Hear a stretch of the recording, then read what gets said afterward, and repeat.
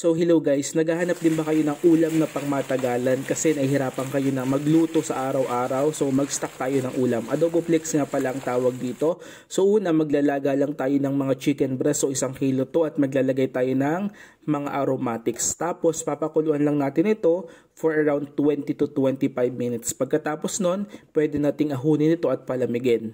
Tapos, kung gusto mo naman habang mainit pa, i-shred mo na walang problema or kung malamig na.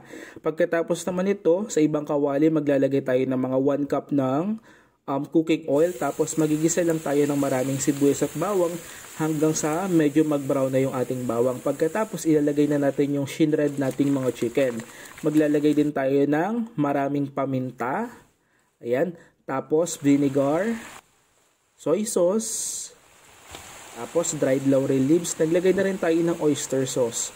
Pagkatapos, haluin mo lang to para mag-combine lahat yung ingredients na nilagay natin. Ayan, maglalagay din pala tayo ng magic sarap dito. Tapos yung pinagpakuluan natin ng chicken kanina. Tapos pakuluan lang natin to hanggang makuha natin yung desired consistency natin. So paalala lang pala na huwag niyong kalimutan tikman para ma-adjust natin ang lasa. So itong ulam na to, magtatagal to mga 3 to 5 days. Okay? Depende po yan kung gaano kayo kalakas kumain. Pero basically, ganong katagal po.